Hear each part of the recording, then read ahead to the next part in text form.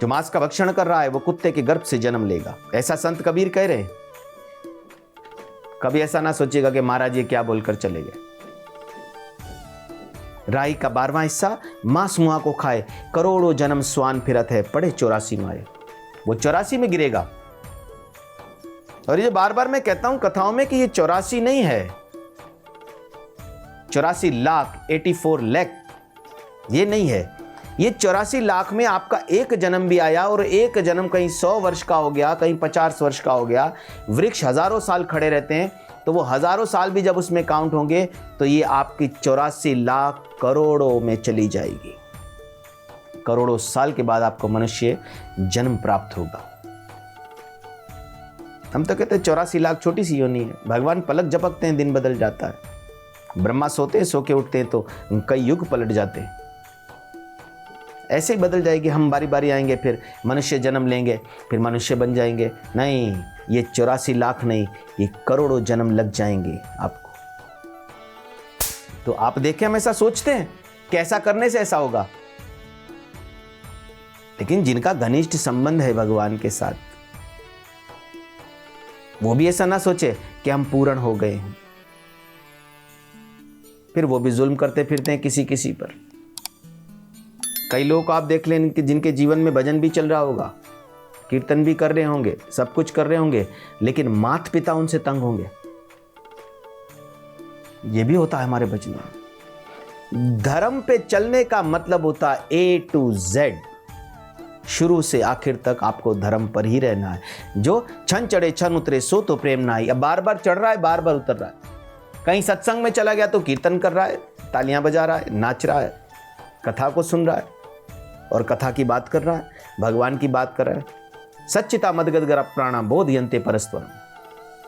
भक्तों के साथ बैठकर अरस परस में बोध करते हैं, लेकिन घर वाले तंग हैं। तो क्या भक्ति पूर्ण है? पूर्ण भक्ति का अर्थ है कि जैसा आप वैष्णव के साथ मिलते हैं, ऐसा ही अपने माता पिता के साथ मिले। जैसा आप अपने भक्तों के साथ मिलते हैं, ऐसे ही परिवार वालों से मिले। जैसा आप भक्तों से मिलते हैं, वैसा ही आप पड़ोसी से मिले। पूर्ण भक्ति तो आपको बार बार बदलना नहीं है। ये जो बार बार बदलने वाली वृत्ति है, इसका मतलब कि आपका मन स्थिर नहीं है। ये आपको समय अनुसार बदल देता कि यहां आपको क्या आचरण करना है, यहां क्या आचरण करना है। संत जो एक ही रंग में रहे, इसको संत कहते हैं। चाहे कोई इसको गाली दे, चाहे उससे दुर्व्यवहार करे, चाहे उससे मित्रता करे, चाहे उससे प्रेम करे, संत में भगवान की एक क्वालिटी होती है, वो समदृष्टि रहते हैं। कि दृष्टि सम होती है। इसीलिए देखे ना कि नामदेव भगवान से जुड़ा और नामदेव कह रहा है अभी तो डंडी सर पे लगी है। नामदेव ने पहले सोच लिया कि अपने को क्या।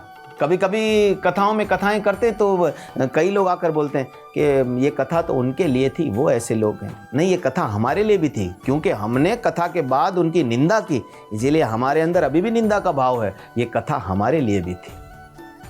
जो भी मनुष्य ऐसा सोचता है कि कथा दूसरे के लिए है, तो वो अपने जीवन में कभी भी अपना कल्याण नहीं कर सकता। जब भी सत्संग सुने, जब भी कथा सुने, तो इस भाव को लेकर चले कि ये सब मुझे कहा जा रहा है, मुझे बताया जा रहा है। नामदेव के ऊपर जब गौरा भक्त ने डंडी मारी, गौरा भक्त के मुंह से आवाज निकली कि ये कच्चा है।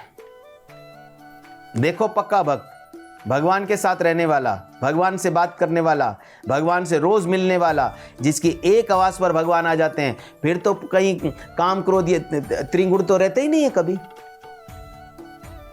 ईर्ष्या, द्वेष, निंदा ये कभी रहता ही नहीं है। किसी की बात का बुरा ही नहीं लगेगा, क्योंकि भगवान ने भगवत गीता के एक श्लोक में कहा कि मेरा भक्त गाय में, हाथी में, कुत्ते में, चांडाल में, सब में मेरा दर्शन करता है।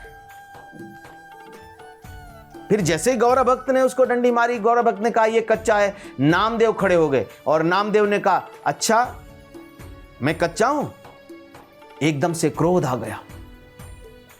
अरे जिससे भगवान मिलने आते हैं, इसके अंतर में शांति नहीं है, इसका मन स्थिर नहीं है, इसकी बुद्धि स्थिर नहीं है, इसका दिमाग अपने कंट्रोल में नहीं है। और ये कौन है? ये भगवान से मिलता है। गौरा भक्त हंसने लगे और फिर वहां से निकलकर ये सीधे कहां गए? भगवान कृष्ण के पास। अच्छा, भक्ति पूर्ण होती, भगवान से मिलते मिलते तो भक्ति पूर्ण हो जानी चाहिए थी, लेकिन हुई नहीं। भक्ति पूर्ण होती तो जब गौरा भक्त ने कहा कि ये कच्चा है, उसी समय कहता कि मेरे हरि की इच्छा है, वो मुझे कच्चा रखे, पक्का रखे। लेकिन उसने ये नहीं सोचा, उसने सोचा मेरा अपमान हुआ है। याद रखिएगा, हम कथा कहां से लेकर चले हैं। ये जो हम लोग बीच में भूल जाएंगे कि हम टॉपिक क्या लेकर चले। टॉपिक क्या चल रहा है? हमारा टॉपिक है कि ख्याली ज्ञान प्राप्त करने से भगवान की प्राप्ति नहीं होती। भाव तो आता है हमारे अंदर। नामदेव की कथा से हम सीखना मिलेगा। भगवान के पास जाकर आवाज दी और क्रोध में था और भगवान से भी गुस्से में ही बोला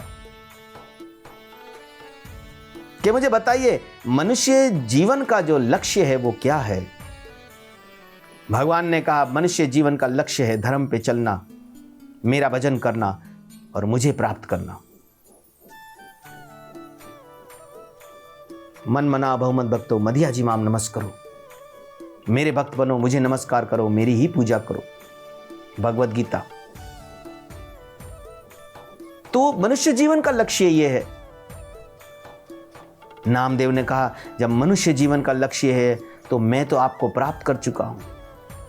आप मेरे साथ रहते हो, आप मेरे पास रहते हो, आप मेरी बात सुनते हो, मेरी एक आवाज पर आ जाते हो, हमारी घनिष्ठ मित्रता है।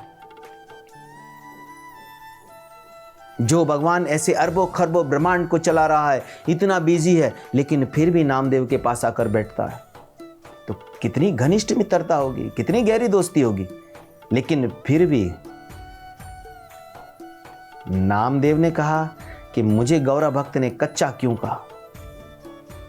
जब जीवन का लक्ष्य ही आपकी प्राप्ति है, मैं तो आपको प्राप्त कर चुका हूं, तो कैसे मैं कच्चा हूं? भगवान कृष्ण मुस्कुराए और कहा कि नामदेव, तुम वाकई ही कच्चे हो। नामदेव ऊपर से नीचे तक हिल गया कि गौरा भक्त ने तो कहा, अब तो कृष्ण भी कह रहे हैं। गौरा भक्त कहीं बात टाल देते तो ठीक था, लेकिन जिसको कृष्ण कह दे उस बात को तो कोई टाल ही नहीं सकता, उसमें दुविधा होती ही नहीं है। कभी कभी हम भगवत गीता के 12वें अध्याय में चले जाते हैं, तो 12वें अध्याय में भगवान ने कहा कि जो निराकार स्वरूप में मेरा भजन करता है वो थोड़ा मुश्किल है। इस साधना में मुझ तक पहुंचना बहुत मुश्किल है, सरल नहीं है। तो जिस काम को कृष्ण कह दे सरल नहीं है, वो हमारे लिए कभी भी सरल नहीं हो सकता, क्योंकि कृष्ण कह रहे हैं कि मुश्किल काम है। फिर नामदेव चुपचाप भगवान को देखते रहे। कोई 10-15 मिनट के बाद जब दिमाग थोड़ा शांत हुआ, जब दिमाग ठिकाने आया, तो भगवान से पूछा, और क्या ऐसा है जिससे मैं पक्का हो जाऊंगा? भगवान ने कहा, बताता हूं।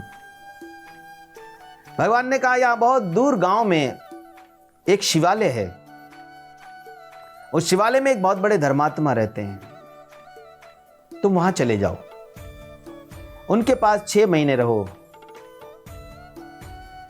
फिर वापस आना, फिर हम इस पर चर्चा करेंगे। नामदेव ने कहा, ठीक है। तो नामदेव ने कहा, मैं आज ही निकल जाता हूं। भगवान ने कहा, ठीक है।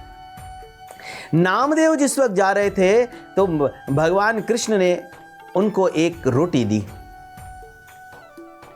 और वो रोटी उनको देकर कहा कि कहीं जब आधा रास्ता गुजर जाए और तुमको भूख लगे, जो सेंट्रल आ जाए आपके रास्ते का, तो वहां पर खा लेना। नामदेव उस रोटी को लेकर चले।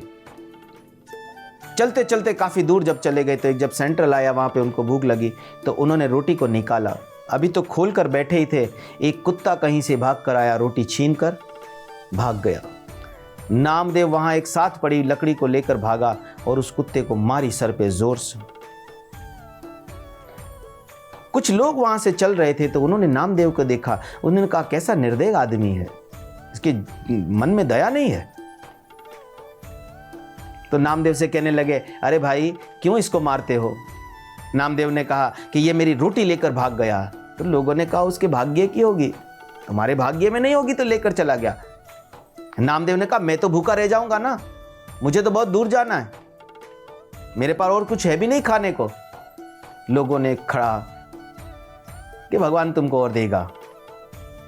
उसके भाग्य की थी, वो ले गया। नामदेव बड़ा क्रोध में था।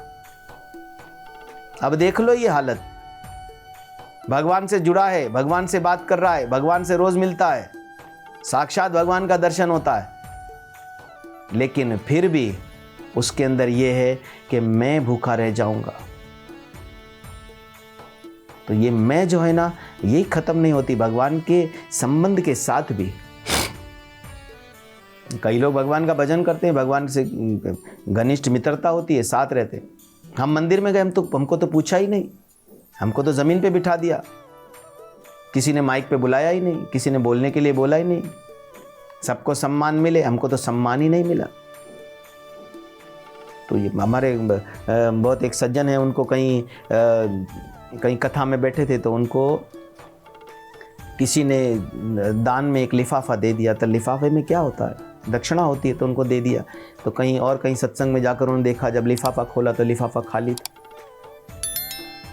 उस खाली लिफाफे का उन्होंने बड़ा इश्यू बनाया, मुझे खाली लिफाफा दे दिया, ये देख लो, ये देख लो। तो उन्होंने बड़ा वीडियो क्लिप बना के इधर उधर दिया। संत तो जो मिले, जैसा मिले स्वीकार करे। साधु का काम ही स्वीकार करना है। साधु का काम, किसी आदमी के पास एक संत चला गया और उस संत ने वहां पर जाके कहा कि आप भगवान के नाम पे कुछ दक्षिणा दे मुझे। तो जो आदमी खड़ा था सामने, उसने साधु को देखकर साधु के मुंह पर थूक फेंका और वो साधु हंसने लगे। उसने कहा तुम हंस रहे हो? बोला हाँ। बोला चले, ये जो आपने मेरे मुंह पर थूक फेंका ये तो मेरे लिए है, लेकिन मैं इच्छा करता हूं आप भगवान के लिए भी कुछ देंगे।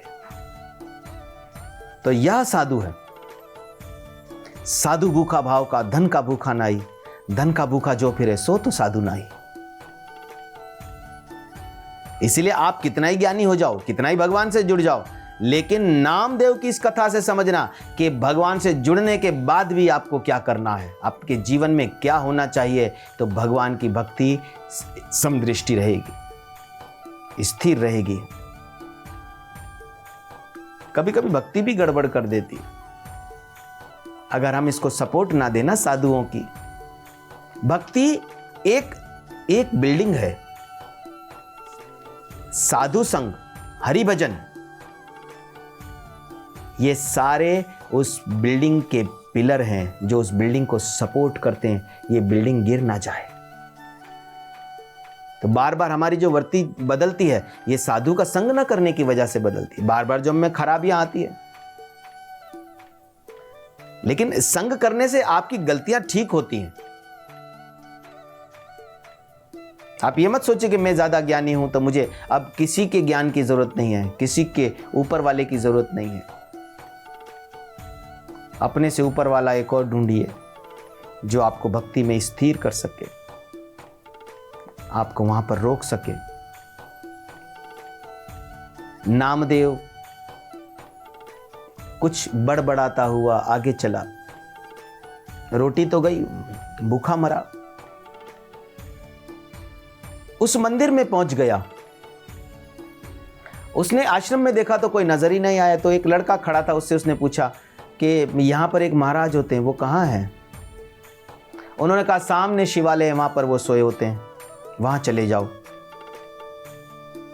नामदेव ने उस शिवालय का जब दरवाजा खोला, एक बहुत वृद्ध अवस्था के आदमी वहां पर, सफेद दाढ़ी, बाल सफेद,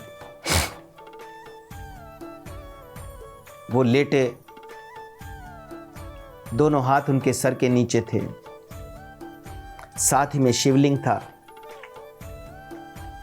नामदेव ने जब उनको देखा तो बड़ा प्रसन्न हुए। नामदेव अभी तो उनके मुख का दर्शन कर रहे थे।